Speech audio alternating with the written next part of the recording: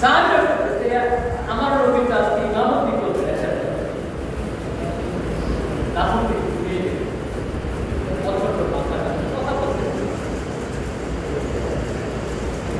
সাহাবীরা অপেক্ষা করতে করতে অনেকক্ষণ হয়ে গেল, এশার সময় ক্রস হয়ে যাচ্ছে। হযরত আবু বকর যে জায়গার মধ্যে রাসূল ইমামতি করেছে সেই জায়গার মধ্যে রাসূল ইমামতি করছেন, সেই জায়গাটা আবু বকর দাঁড়িয়ে গেলেন। সুবহানাল্লাহ। সেজন্য ইমামদেরকে সাধারণ মনে করতে হবে। ইমাম হলো আমাদের নেতা। ইমাম কি? নেতা। ইমাম এই জায়গার মধ্যে দাঁড়াচ্ছে, এই জায়গায় দাঁড়াইছে মুহাম্মাদুর সাল্লাল্লাহু আলাইহি ওয়াসাল্লাম। ছিলেন আমাদের নবীদের নবী, সকলের যাকে করছে আল্লাহ তাআলা করছেন ওই নবী, আপনাদের নবীদের আপনি ছিলেন রাহমাতাল লিল আলামিন, ওয়া আরসালনাকা ইল্লা রাহমাতাল লিল আলামিন। গোটা বাসীর জন্য আমার নবী ছিল রহমত। সুবহানাল্লাহ। সেজন্য আবু বকর তিনি যখন দাঁড়িয়ে দাঁড়িয়ে নামাজটা পড়াচ্ছেন, আজকে তো রাসূল ইমামতি করেন, হঠাৎ করে রাসূল ঘুমবাকে রাসূল কিছু মাথা দাঁড়ায় আয়েশা এখন তো আমার তো ইমামতি করার সময়, এখন নবীদের কি বলছে মনে হতে না মিয়া আমার আশা রাখতে নবী মসজিদের ভিতরে আমার আব্বা ইমামতিতে এশার জামাত করছে। আল্লাহ সুবহানাহু আয়েশা একটু আমার রুমের এই জায়গাটা তুলে দাও, আমি দেখতে চাই মসজিদের দৃশ্য। সুবহানাল্লাহ। আল্লাহ তাআলা আয়েশা বলতে তুলে দিলেন জায়গাটা। রাসূল তাকিয়ে তাকিয়ে দেখলেন, সাহাবীরা দাঁড়িয়ে দাঁড়িয়ে নামাজ পড়তেছে। আরে আমরা কি নামাজ পড়ি? এ বছর তো আল্লাহ তাআলা কাবা বাইতুল্লাহ গেল, দিনে গেল, তাদের নামাজ আর আমাদের নামাজ আকাশ পাতাল পার্থক্য। আস্তে আস্তে আস্তে আস্তে তারা নামাজ পড়ে একটা সেজদা দিছে। এক ব্যক্তি আমার পাশে, ইন্দোনেশিয়ার ব্যক্তি, ছোট্ট মানুষ, তার সাথে আমার সঙ্গে নামাজ পড়তেছে। তিনি সেজদাকে অনেক প্রায় 20 মিনিট সেজদার মধ্যে তিনি করে দেন। সুবহানাল্লাহ। আমি চিন্তা করলাম কি আছে নাকি আছে, কি মারা গেল নাকি আছে। একটু পর দেখলাম উঠে বসলো। এই বসার মধ্যে তিনি আরো মনে হয় 7-8 মিনিট আবার সেজদা দিয়ে দেখলাম। আমরা সেজদা দিয়ে কি করি? কি বলে? তিনি এটা করতে আরো যান, তিনি আর লম্বা করতেছেন সেজদা, লম্বা করতে করতে করতে বিশ্বাস করে অন্যায় লোকটা 1 ঘন্টা লাগিয়ে 2 রাকাত নামাজ পড়ছে। আর আমরা কি নামাজ পড়ি? ইমাম সাহেব একটু লম্বা তেলাওয়াত যদি দেয়, মুসলিমদের কাশি শুকিয়ে যায়। ঠিক কি না? ইমাম সাহেব বড় আয়াত ছিল, পিছন থেকে এমন কাশি বাড়ে, ইমাম সতর্ক করে, ইমাম সাহেব আপনি এটা সুস্থ করেন, এটা আপনি। আচ্ছা, ইমামের কোন ক্ষমতা আছে? না। হ্যাঁ না। এবার তিনি নামাজ পড়েন, নামাজ পড়ে সালাম ফিরাবেন। আমি জিজ্ঞেস করলাম আপনার বাড়ি কোথায়, কোন জায়গায় আছে? বললো আমার বাড়ি ইন্দোনেশিয়া, ছোট্ট একটা নাম। ওটার কথা বার্তা করতে এত ভালো লাগলো, আমার মনে হয়েছে যে লোকটা মনে হয় একটা আল্লাহর বিন্দু। আরে অভিজ্ঞ তারাই যে 100 খুন করে আল্লাহ ওলি বানিয়েছে। সুবহানাল্লাহ।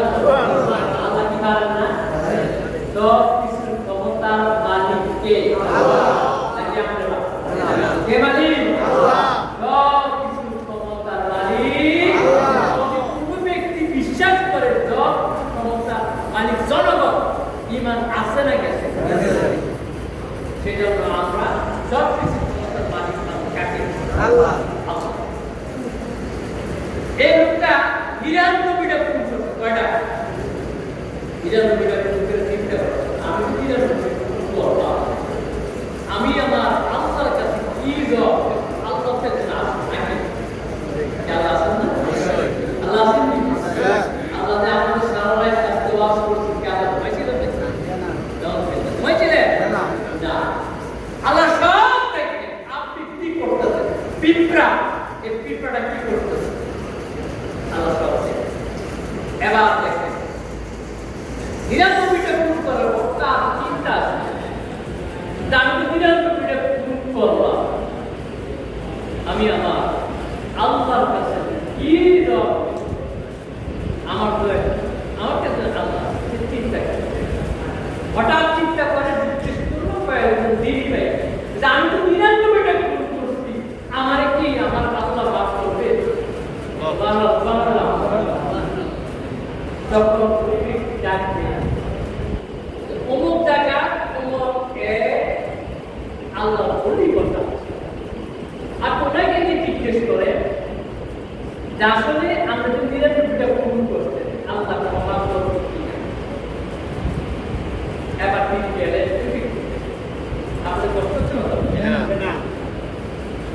এবার যখন তিনি গেলেন, যাওয়ার পর জিজ্ঞেস করলেন, হুজুর আমি আপনার কাছে আসছি, আমি বিরাট অন্যায় করছি। কি অন্যায়? আমি ৯৯টা খুন করছি, আমার আল্লাহ আমার ক্ষমা করবে কিনা। আল্লাহ বলবে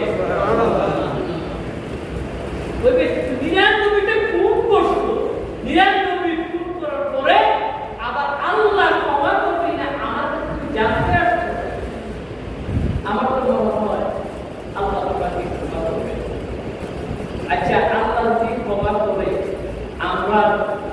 আমরা কি করতে পারবো না? আল্লাহ কি পারেন না? আপনি গুনাহ করতে করতে করতে আপনি গুনাহ করতেন, যে গুনাহ শেষ নেই, কিন্তু নিশিরাতে জানালা পিছিয়ে চোখের পানি ছেড়ে দিয়ে আল্লাহ গুনাহ করছি আর করতাম, আল্লাহ ডাক মাফ করে আল্লাহ চায় যে আমার বান্দা গুনাহ করতে আমার কাছে চায়, আমি ক্ষমা করে দেব। এবার যখন সেই আমার আল্লাহ মাফ করবে না, ৯৯টা খুন করছি, তোমার যে ১০০ পেয়ে আমি দেখো এটা বলতে দেরি শেষ। ১০০ জন যদি হত্যা করে, ১০০ জন আমরা তো চাইতে ৯৯ খুন করছি, মাফ করুন, আমরা তো ভয় পেতে পারবো কিনা, আমার তোর মাফ করবো, আমার তো মাফ করবে না, তাহলে তোমার পয়সা রাখবে, তোমার হত্যা করবে, তাহলে মানব কয়জন? কয়জন? ১০০। এবার সেই মানুষ ভয় চিন্তা আমার আল্লাহ বলে মাফ করবে না, তিনি জিজ্ঞেস করে আমার ভয় পেতে গেছে। আচ্ছা বলেন তো, আমার আল্লাহ আমি যে ১০০ খুন করলাম, আমার আল্লাহ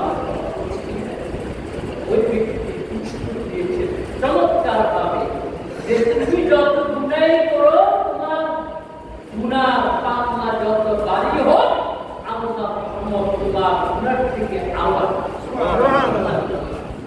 আল্লাহ তোমাকে ক্ষমা করবে। সেজন্য আল্লাহ তুমি কাউকে মাফ করে কারো অধিকার নেই, ঠিক না? সেজন্য বেশি বেশি বেশি বেশি করলেই ক্ষমা করবে কে? কে করবে? আল্লাহ। সেজন্য আমরা সকলে সারা রাত কষ্ট করবো, তাহলে আগে একটু কষ্ট করবে না, ইনশাআল্লাহ সংক্ষিপ্ত সময় নিয়ে আমরা বিদায়।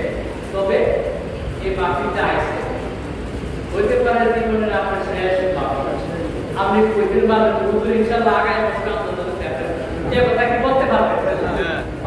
কেউ বলা আল্লাহ পাক পুরোটা দিন দায়িত্ব, পৃথিবীর সকলকে মৃত্যুর সাথ গ্রহণ করতে হবে, কেউ বাঁচতে পারত। এবার আমরা দেখতে পারা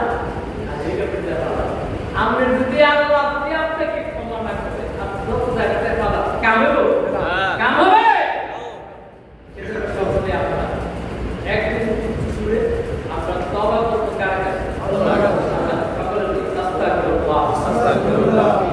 كل جنب لا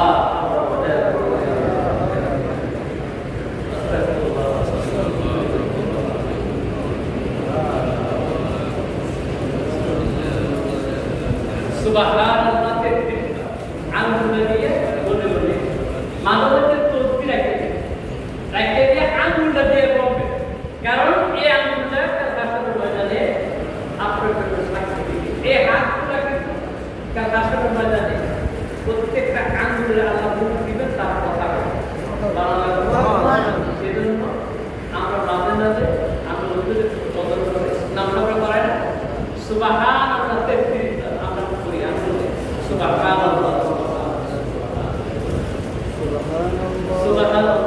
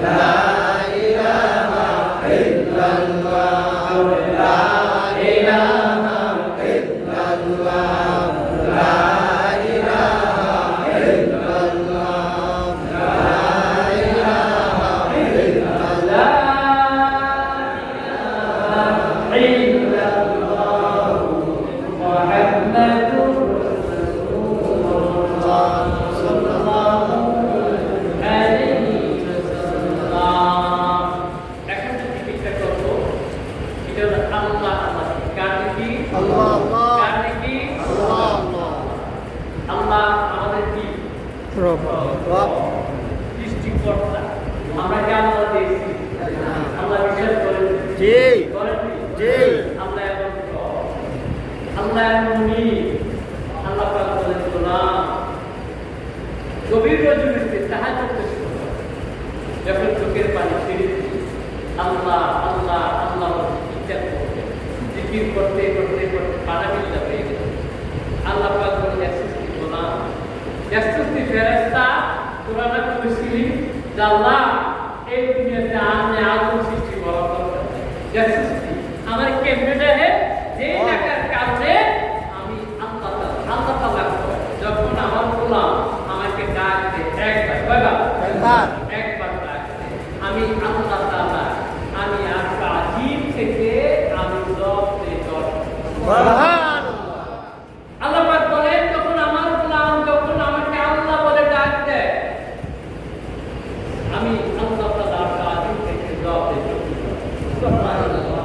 সেজন্য আল্লাহর ডাকতে কোনো ভয় আছে বুঝা দাও না হ্যাঁ সকলে এক করে এক বাক্যে আল্লাহ আল্লাহ আল্লাহ আল্লাহ আল্লাহ আল্লাহ আল্লাহ আল্লাহ আল্লাহ আল্লাহ আল্লাহ আল্লাহ আল্লাহ আল্লাহ আল্লাহ আল্লাহ আল্লাহ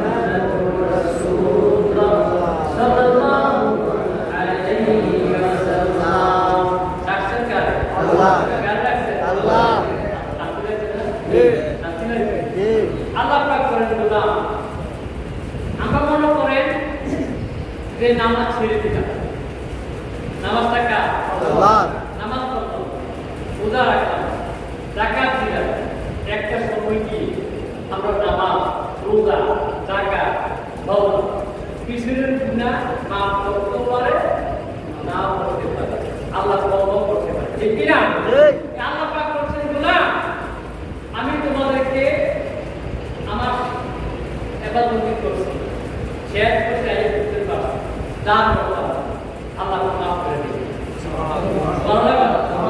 আল্লাহ রাসূল তিনি একদিন দাঁড়িয়ে দাঁড়িয়ে খুতবা দিচ্ছেন হঠাৎ করে তিনি কথা বললেন ও আমার উম্মতেরা তোমরা কি জানো আমার আল্লাহ বলছে যে আমার হক আমি মাফ করব বান্দার হক আমি আল্লাহ মাফ করব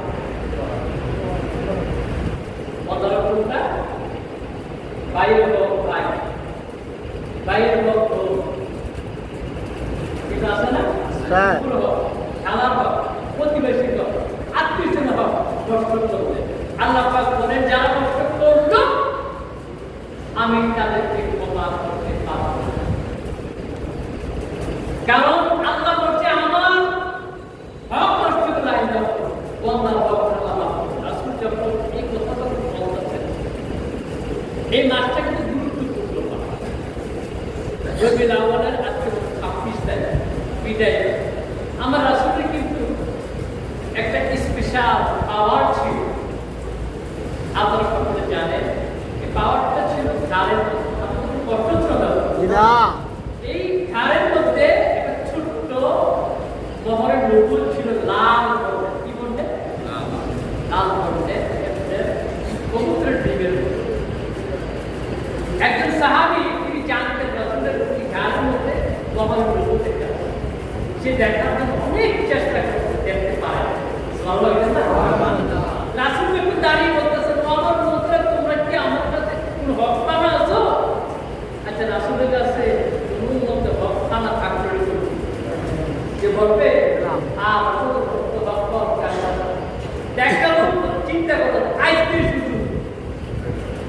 ডাকতে নবী আপনার কাছে আমি রব পাবো আল্লাহু আকবার এই কথা বলার পরে সকল সাহাবীরা তাকালো তার দিকে তাকালো তার দিকে চোখ বড় বড় করে এত বড় সাহস রাসূলের কাছে কি হক পাওয়া তো আসলে তো রাসূলের হক পাওয়া রাসূলের পাশে বসা ওমর ঠান্ডা করো এরকম করো অনেক করো ওমর ডাক দিয়ে কয় এই খবরদার কি মানো তো রাসূল ডাক দিয়ে ওমর তুই চুপ কর এটা তার হক এই হক যদি আমি আদায় না আমি আমার আল্লাহর দরবারে আমি আশা করি আল্লাহু আকবার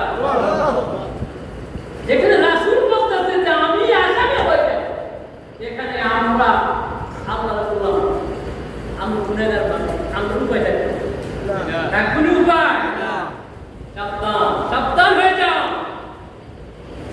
এবার যখন ওই ব্যক্তি এবার তখন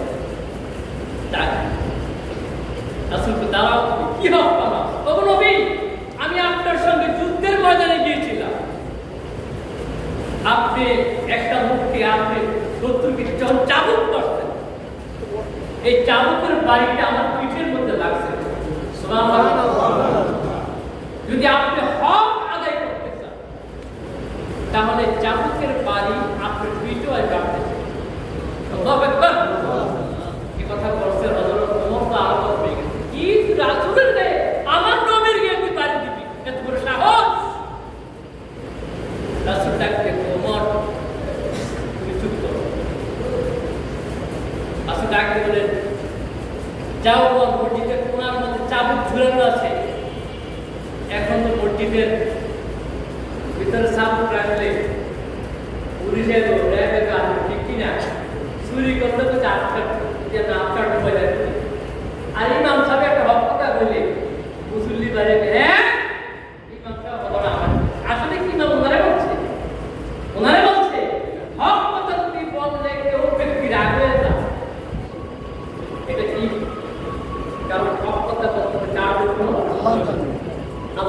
এবার কি করলো তিনি চাবুক দিয়ে ওমর গেলেন চাবুক চাবুক আনতে গিয়ে ওমর ফট করে কাঁপতেছে এই চাবুক দিয়ে রাসূলকে বাড়ি আল্লাহু আকবার চাবুকটা দিয়ে রাসূল হাতে ওগুলোকে চাবুক কিভাবে কাঁপতেছে অথবা ওমর কি কাঁপতেছে রাসূল ওমর তুমি কাঁপতেছে কেন ওমর নবী এই চাবুক দিয়ে আপনাকে বাড়ি দিয়ে পিঠের করতে আমি ওমর বেঁচে থাকবে না রাসূল ওমর এটা তার হক চাঁদে এবার আপনার এই কথা বলতো রাসূল চাবুককে বলে দাও তোমার হক চাঁদে ওগো নবী আমার আরেকটা কথা আছে আমি যখন যুদ্ধের ময়দানে গিয়েছিলাম চাবুক যখন মেরেছিলেন আমার পিঠটা আমার খালি গিয়েছিল আমার গায়ে জুতা ছিল সুবহানাল্লাহ এসে কি এক অপূর্ণ অবতা তাই না রাসূল আস্তে আস্তে করে শুরু দিয়ে পিঠটা উদান করছে যখন পিঠটা উদান করতে রাসূলের পিঠের কালার ছিল বাদামি কালার বাদামি কালার রাসূলের শরীরে ঘাম বাড়াচ্ছে বেশ কাম করে ঘাম বাড়াচ্ছে আমরা ঘামে যে খাড়াইতে পিঠটা রাসূল ঘামাচ্ছে বেশ কাম করে ঘামছে আল্লাহু আকবার আস্তে আস্তে দম পেয়েছে পাঞ্জাবির খবরের উপর দেখতে দেরি সাবুকটা ঢালাইয়া রাসূলকে ধরে দেয় জড়াই দিলে সে তিনটা সুবানি সুবহানাল্লাহ সে সুবানি নবী এতক্ষণ তার মুস্তি অভিনয় না করতে নবী আপনার কাছে আমার হক কারণে আমার এই ফুটটা শহরের মধ্যে লাগিয়ে এই ফুটটাকে আমি জান্নাতের টুকরা করব সুবহানাল্লাহ এই তারের মধ্যে আশিকের রাসূল আর আশিক রাসূলের নামে যে অবস্থাকে আইতা সারা কুমিল্লা ঠিক আশিকের রাসূল না আশিকের বেটা কথা বলে না কেন আশিক রাসূল তারই পরিপূর্ণ যারা রাসূলের সুন্নতকে আঁকড়ে ধরবে তারই প্রকৃত আশিক ঠিক না যাই হোক আল্লাহ তাআলা আমাদের সকল রাসূলের পরিপূর্ণ আশিক হওয়ার Allah